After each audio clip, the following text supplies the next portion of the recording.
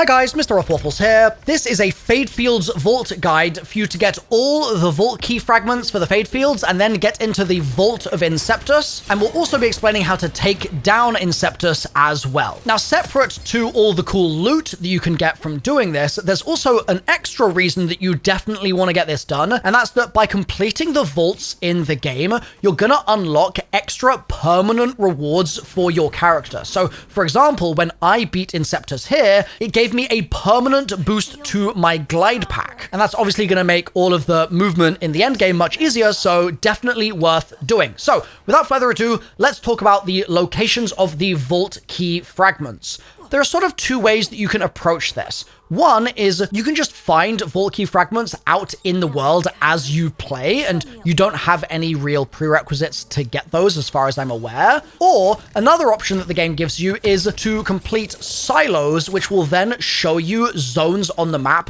where the Vault Key Fragments are found. And that's also quite a nice option to do because the silos are fast travels too, so you just end up making your life easier in the long run doing it that way anyway. But I know some of you are just going to want the fragment locations, others are just going to want the silo locations, so you can skip through using the chapter markers in the video to the information you want, but I'm going to show you going from each silo to each Vault Key Fragment, and that way it should be a really nice way for you to sort of orient yourself in the world as well. Silo number one is here in the coastal Bonescape area, and once you've captured the silo, the rope that you can see out the front of the window of the silo will be active, so just fly on over to that, and then use that rope to get a big boost into the air. You're then going to need to kind of fight with your camera a little bit to get it to point the way you want to point, but you're going to head southwest, as I'm doing in the clips here, just to the bottom left corner of the map. Now, while you're gliding, if you jump, it's going to cancel the momentum of the silo jump, I guess. So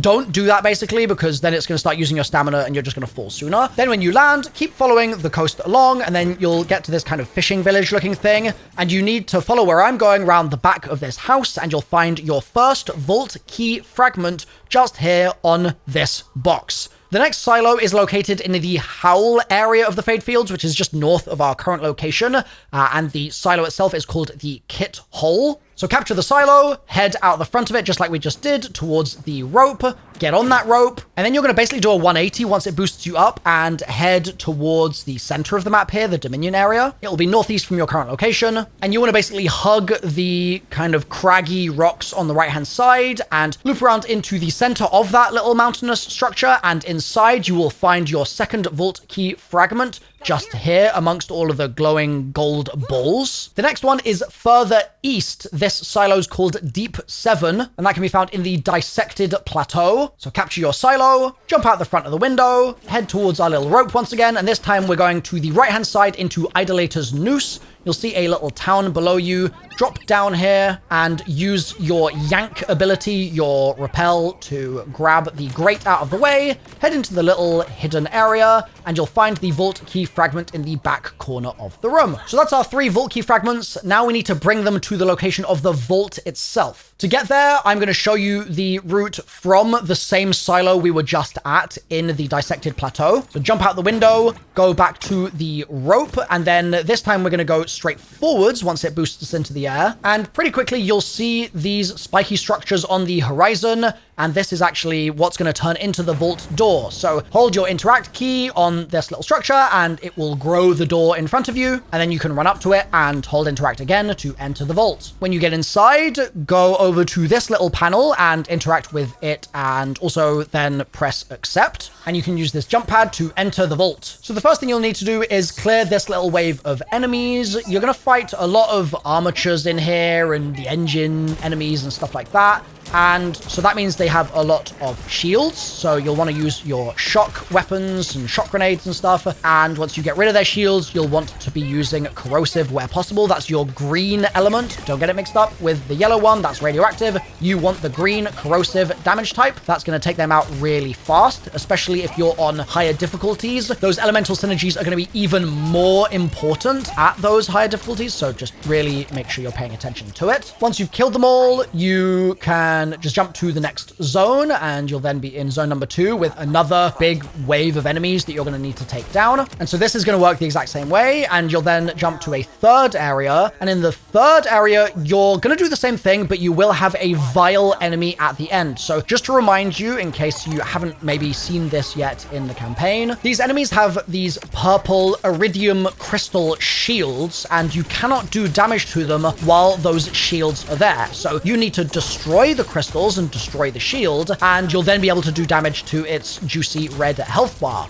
But while that's all happening, when you break the crystals, it'll spawn in these pinky, yellowy balls of energy, and those will try to regrow the crystals on the enemy and therefore bring the shield back. So you need to make sure that while you're doing damage to its health bar, you're also taking out the little glowy balls, because otherwise it's just going to get more shields all over again and you'll be there for half an hour. So take out those glowing energy balls, keep the crystals destroyed, and probably the easiest way to do this is just use anything that's got big AoE, because then you'll destroy the crystals really easily from the AoE damage, and you'll also damage any of the glowing balls that start spawning in because it's AoE damage, and that will also mean that you can just nuke the enemy once its red fleshy health bar is exposed as well. So once the enemy is dead, you're going to use another jump pad. There'll be a couple of vending machines so you can restock. I recommend you do. And then you're going to jump once more into the final area. This is where you'll see the intro for the Inceptus primordial enemy, the Primordial Guardian. And I'm going to show you a couple of minutes of me taking it down now so that you have a really clear understanding of how you need to do it as well. So the boss itself is going to be quite agile, and at first it's not going to have any easily hit like crit spots that you can use to do bigger damage. So what you're going to need to do is use your grapple ability to pull off its armor plates on its shoulders and its knees, and that's then going to expose crit spots that you can focus on, and those are the big green blobby things that you can see in the clips here. Now obviously this initial part of its health bar is also a blue shield, so make sure you're using shock damage where you can.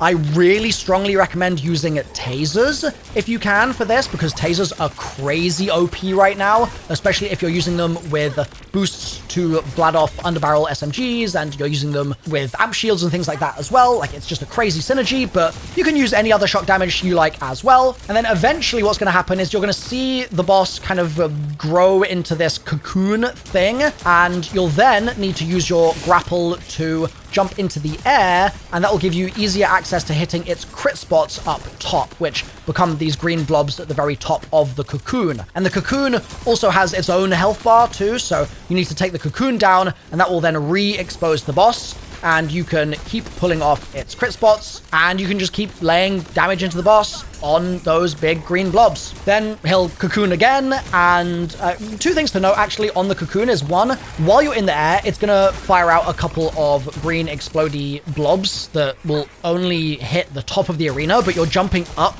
to get up there to hit those crit spots, so just be mindful that they're there. And the second thing is, after you break it out of the cocoon, the boss is going to be damageable on the floor and staggered and stunned for a good, like, 5 to 10 seconds. So that's a great opportunity to get some really easy damage in and unload with whatever you've got, and it's not going to be jumping out of the way and stuff as well. So then, obviously, you'll work your way down to the red part of the health bar. Make sure you're using incendiary damage there if you have the opportunity, because again, if you're on those higher difficulties, that's going to mean even more. But otherwise, chip it down. You'll get your loot explosion. Then you need to go through this portal. It's through there that you get your permanent upgrade. So as you can see, I got my glide pack upgraded for faster regen. And there are also going to be 2 chests, one on the left, one on the right of the next portal. So make sure you grab those before you go through. And then when you go through the portal again, you get back to Moxie's on-call machine, and you can do the whole thing and just run it back, should you so desire, and farm it. But if instead of just farming this, you want to get some of the other permanent upgrades, then